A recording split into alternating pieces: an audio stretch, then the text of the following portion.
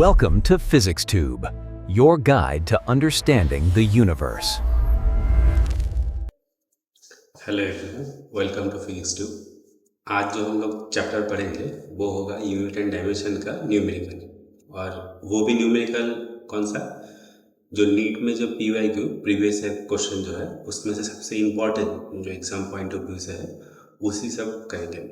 मैंने यहाँ पर maximum majority of the question cover करने की कोशिश की और उसमें से जो सबसे इम्पॉर्टेंट है उसको भी मैंने यहाँ पर रखा है और उसके साथ साथ थोड़ा बहुत ट्रिकी क्वेश्चन जो है उसको भी मैंने यहाँ पर रखा है। ठीक है, अब यहाँ पर जो भी क्वेश्चन होगा उसको हम लोग एकदम बेसिक से समझने की कोशिश करेंगे, जो एकदम स्टेप बाय स्टेप समझ के जाएंगे। ठीक है,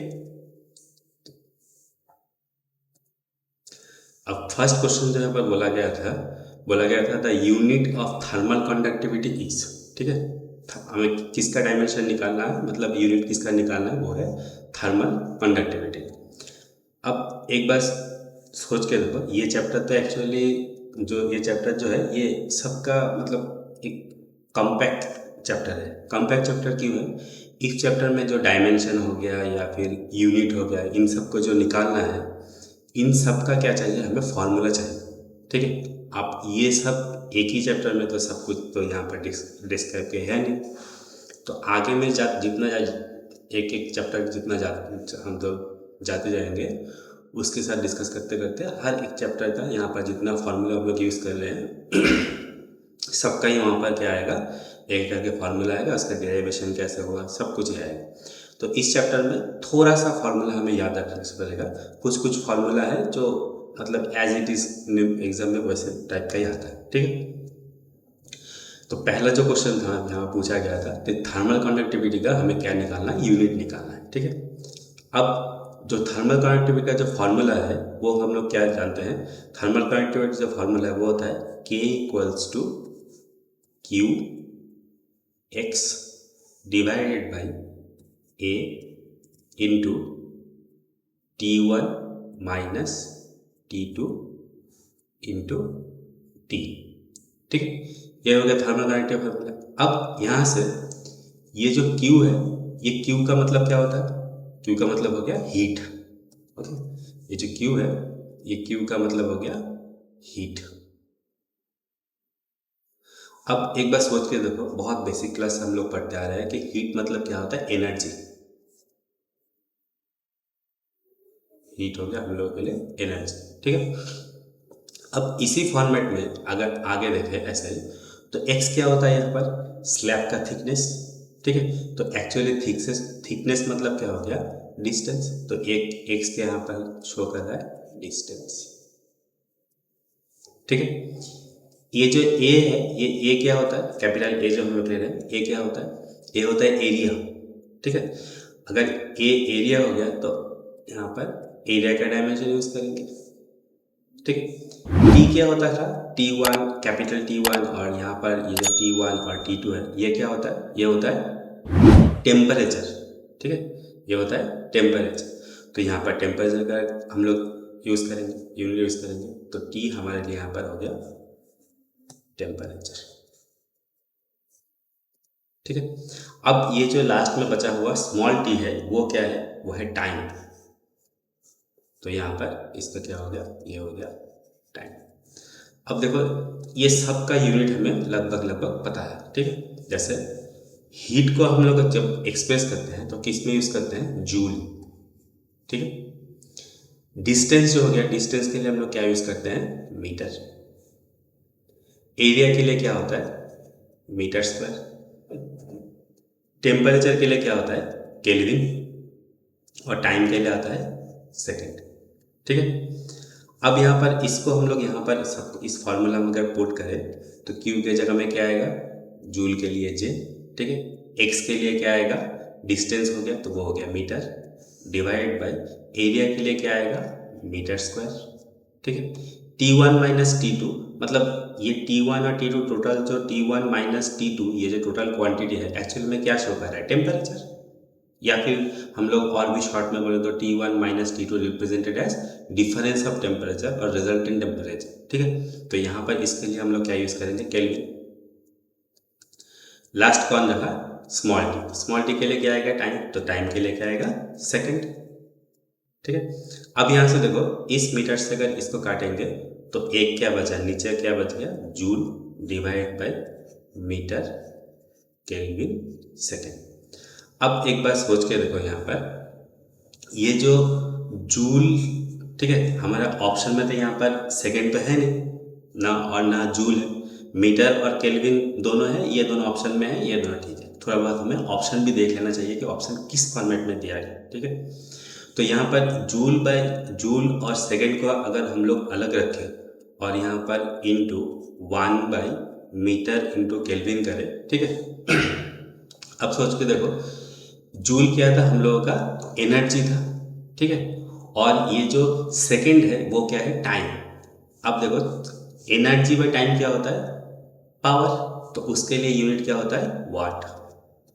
ठीक है, और मीटर और केल्विन को ऊपर में लेके जाए तो क्या होगा, metre inverse kelvin inverse.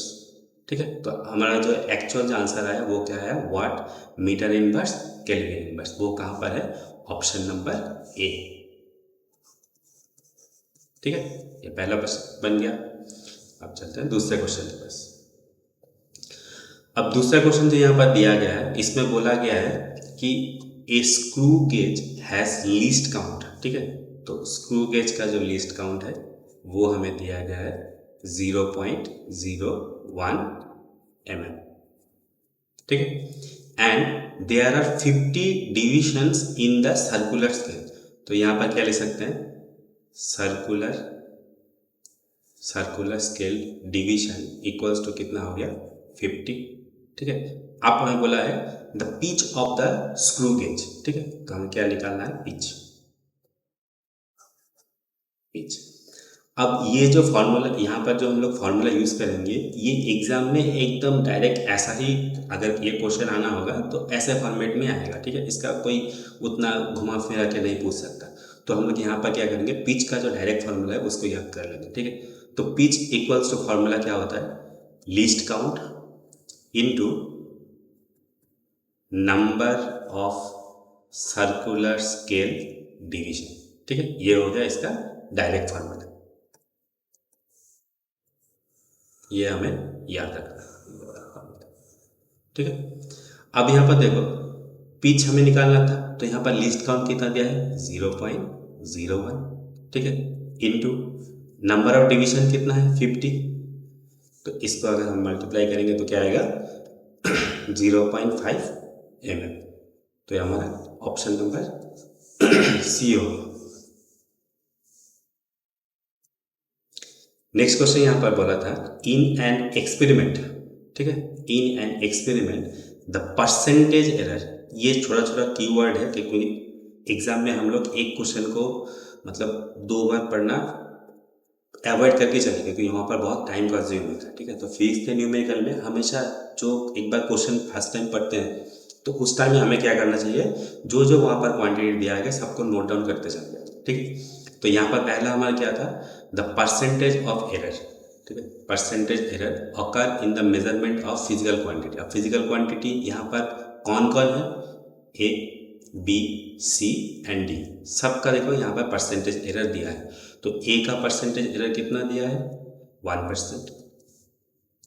B का परसेंटेज एरर कितना दिया है, 2%। सी का परसेंटेज एरर कितना दिया है, 3%।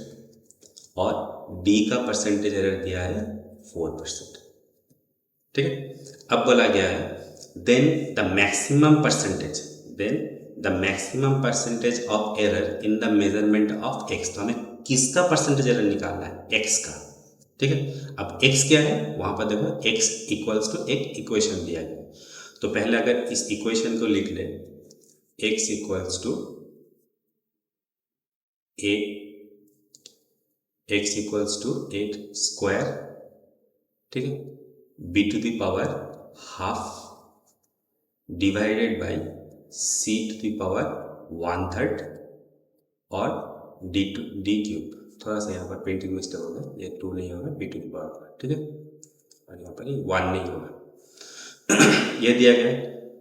अब एक बार थियोरेटिकल के सोच के देखो, जब हम लोग एरर, कॉम्बिनेशन ऑफ एरर का फार्मूला वहाँ पर करते थे, थ्योरी जब पढ़ते थे, तो उस केस में कुछ ऐसा एक फार्मूला होता है। कौन सा?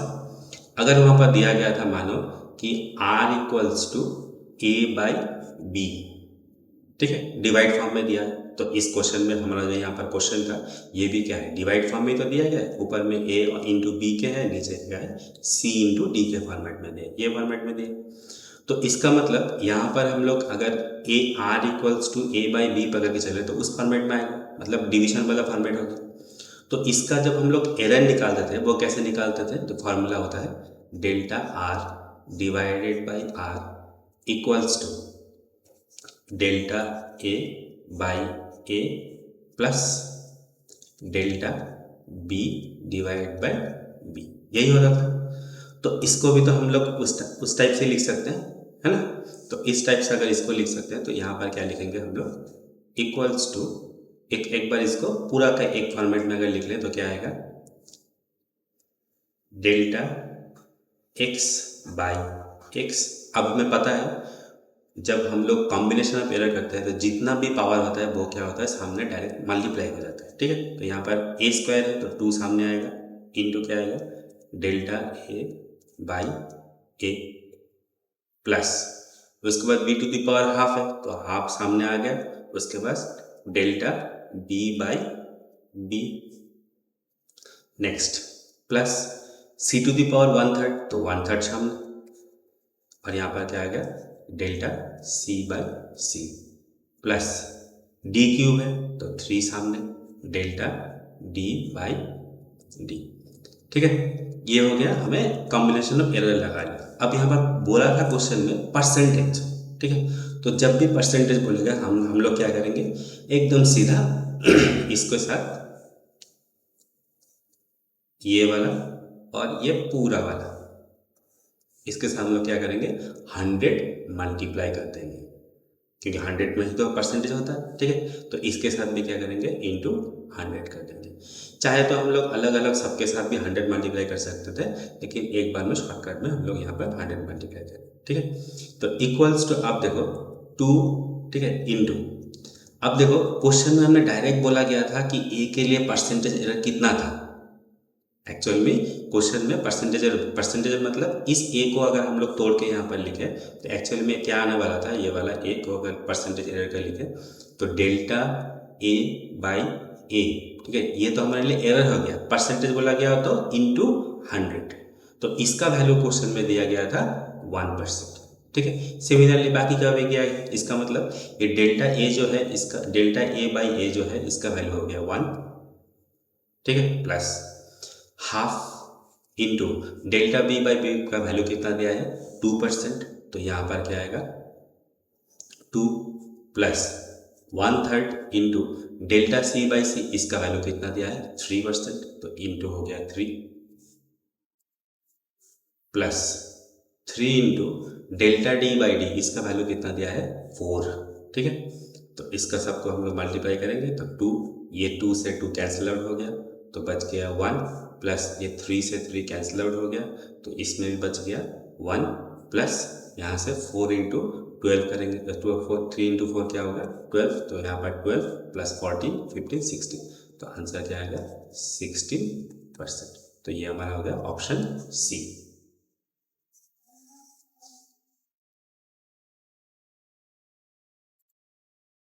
अच्छा, नेक्स्ट क्वेश्चन जो हमें बोला गया था, यहाँ पर बोला गया था कि द मेन स्केल ऑफ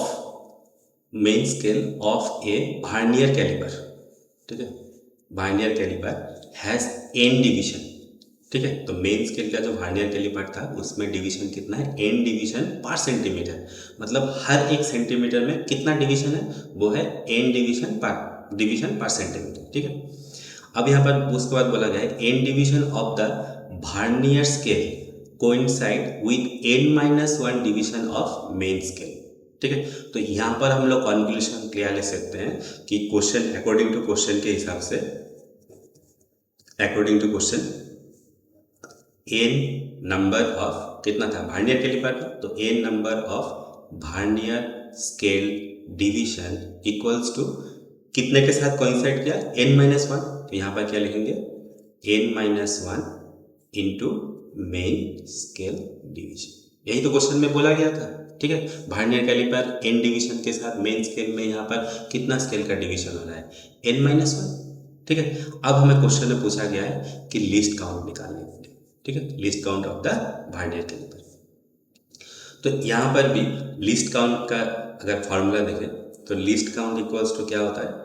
अब हमें पता है कि मेन स्केल रीडिंग और वर्नियर स्केल में बड़ा कौन होता है, मेन स्केल रीडिंग होता है, तो हमेशा उससे ही माइनस करेंगे। तो क्या करेंगे, 1 main scale division minus 1 vernier scale division, ठीक है। अब देखो यहाँ से अगर हम लोग दोनों को कंपेयर करके एक से दूसरे में कन्वर्ट कर ले तो क्या मिलेगा, 1 vernier scale division equals to क्या मिलेगा, n-1 divided by n main scale division, ठीक है। तो इसका मतलब यहाँ पर 1 main scale division minus 1 vernier scale की जगह में हम लोग क्या पुट कर सकते हैं, ये वाला वैल्यू। तो यहाँ पर क्या आएगा, n-1 divided by n into main scale division. अब देखो दोनों ही मेन स्केल में डिवीजन में कन्वर्ट हो गया, तो इसका अब ये 1 मेन स्केल डिवीजन माइनस, इसको अगर तोड़ के करें तो क्या कर सकते हैं, n divided by n minus 1 by n, ठीक है, मेन स्केल डिवीजन। तो यहाँ से क्या होगा, ये जो n और यहाँ पर n है ये कैंसिल आउट हो जाएगा, तो ये बच गया 1। इसका मतलब यहाँ पर क्या मिलेगा, 1 main scale division minus 1 main scale division. अब ये माइनस और माइनस क्या हो गया, प्लस, तो plus 1 by n main scale division. तो इससे ये कैंसिल आउट होगा, तो हमें यहाँ पर बचेगा क्या, equals to 1 by n main scale division, यह है। अब देखो क्वेश्चन में तो 1 बाई n तो मतलब मेन स्केल डिवीजन इस फॉर्मेट में नहीं है, इसका मतलब इस मेन स्केल डिवीजन जो ये वाला है इसको भी हमने कुछ ना कुछ से रिप्लेस करना है, ठीक है। कैसे रिप्लेस करेंगे, अब देखो क्वेश्चन में ऑलरेडी बोला गया था कि एक मेन स्केल रीडिंग का वैल्यू कितना था, 1 बाई n नब डिवीजन डिवाइड बाई पर सेंटीमीटर। इसका मतलब हम लोग ये नहीं लिख सकते यहाँ से कि 1 main scale division equals to 1 by n centimetre, लिख सकते हैं ना, क्योंकि क्वेश्चन में तो वही बोला गया था। अब वहाँ पर मिला था क्या हमें, लीस्ट काउंट इक्वल्स टू क्या मिला था, 1 by n main scale division. तो 1 by n into main scale division मतलब हमें कितना मिला, फिर से 1 बाई n, ठीक है, सेंटीमीटर। तो इक्वल्स टू क्या मिला, 1 बाई n स्क्वायर सेंटीमीटर। ये हो गया हमारा आंसर। तो ऑप्शन कितना गया, ऑप्शन सी। अच्छा, इसके बाद जो क्वेश्चन बोला गया कि a student measure the distance travelled in free fall of a body. तो वो क्या मेजर करा था, डिस्टेंस, ठीक है, इनिशियली एट रेस्ट। अब जब भी ये सब हमें इंफॉर्मेशन मिला है, मैं पहले बोल चुका हूँ कि हमें तुरंत उसको क्या करना है, इमीडिएटली उसको नोट डाउन कर लेना है। तो यहाँ पर बोला गया था कि इनिशियली एट रेस्ट, तो इनिशियली अगर रेस्ट होगा तो हम लोग क्या कर सकते हैं, u equals to 0, initial velocity 0 in a given time. अब बोला गया कि he uses this data to determine g। अब g क्या होता है, ग्रेविटेशनल एक्सेलरेशन, तो ये निकालने के लिए वो यूज कर रहे हैं, ठीक है। If the maximum percentage error in measurement of the distance. अब बोला है कि मैक्सिमम परसेंटेज एरर जो है, ठीक है, मैक्सिमम परसेंटेज एरर जो है वो किसके लिए, मतलब किसको मेजर कर रहे हैं, डिस्टेंस, ठीक है, एंड टाइम। तो डिस्टेंस के लिए कितना एरर आया था, e1, और टाइम के लिए कितना एरर आया था, e2, ठीक है। तो यहाँ पर डिस्टेंस के लिए एरर हमें क्या मिला, e1, और टाइम के लिए हमें एरर मिला था e2। तो बोला गया है the percentage error in the estimation of g। तो बोला गया कि g में कितना परसेंटेज एरर है वो हमें वो निकालना है, ठीक है। अब नॉर्मल सोच के देखो, डिस्टेंस दिया गया है, यहाँ पर डिस्टेंस है, टाइम है, u है और उसके बाद g है, क्योंकि u का वैल्यू 0 है, लेकिन u तो क्वेश्चन में मेंशन तो किया गया है ना। तो इसको हम लोग पकड़ लें और देखो इक्वेशन ऑफ मोशन की तरफ चले, तब हमें एक इक्वेशन पता है, ठीक है, जो 3 इक्वेशन होता है उसमें से एक इक्वेशन हमें पता है, जो ये सब कुछ उसमें क्या है, इंक्लूडेड है, ठीक है। अगर डिस्टेंस को यहाँ पर h मान ले और टाइम को t मान ले, तो उस इक्वेशन में क्या है, ये सब कुछ यहाँ पर मेंशन किया गया। वो इक्वेशन कौन है, h equals to ut plus half of gt square.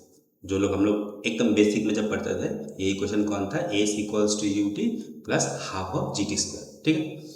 अब देखो यहाँ से h एज इट इज है और यहाँ पर u का वैल्यू 0 है, तो ये वाला पूरा वैल्यू तो 0 हो गया, ठीक है, ये वाला बराबर 0, तो बचा क्या, half gt square.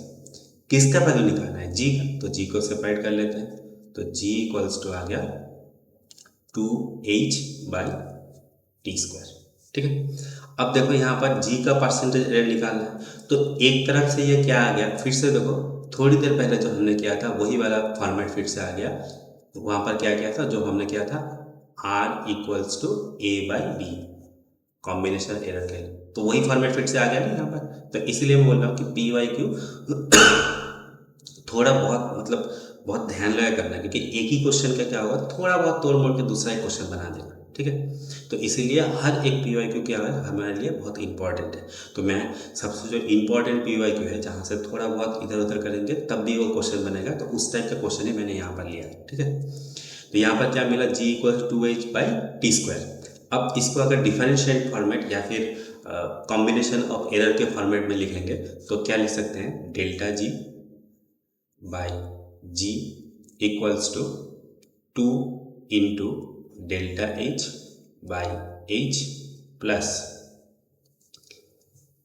2 into delta t by t, ठीक है। अब फिर से वही काम, अगर परसेंटेज पूछा गया तो इसके साथ 100 यहाँ पर मल्टीप्लाई करेंगे और इनका भी साथ पूरा क्या करेंगे, 100 मल्टीप्लाई कर देंगे, ओके। अब हमें पूछा है कि मैक्सिमम बोला गया था और इसका देखो एरर भी हमें ऑलरेडी दिया गया है। कौन सा एरर, यहाँ पर जो E1 है, ठीक है, E1 का मतलब यहाँ पर एक्चुअल में क्या है, जो E1 है वो किसका एरर था, डिस्टेंस का। तो डिस्टेंस का एरर यहाँ पर कितना मिला था, delta h by h into 100, ये क्या हो गया E1 का वैल्यू। सिमिलरली अगर E2 को देखेंगे तो E2 का भी वैल्यू कितना होगा, टाइम का बोला गया था एरर, तो delta t by t into क्या होगा 100, ठीक है। दोनों का वैल्यू पता है, तो इक्वल्स टू यहाँ पर क्या कर सकते हैं 2, अच्छा ये मल्टीप्लाई का 2 है तो ये आना जरूरी नहीं है, ये मैंने बाय मिस्टेक ले लिया था, तो यहाँ पर 2 आना जरूरी, क्योंकि मल्टीप्लाई कोई अगर कांस्टेंट रहता है तो उसको हम लोग कंसिडर नहीं करते आगे के चैप्टर में जब डिफरेंशिएशन करके इसको प्रूव करूँगा तब वहाँ पर बोलने का, ठीक। तो यहाँ पर डेल्टा h बाई h जो है उसका वैल्यू क्या होगा, E1 plus 2 into delta t by T जो है इसका वैल्यू कितना है E2। तो यहाँ से इसका मतलब यहाँ पर आंसर जो आया वो क्या आया, E1 प्लस 2 E2, ये हमारा कौन सा है, ऑप्शन नंबर बी।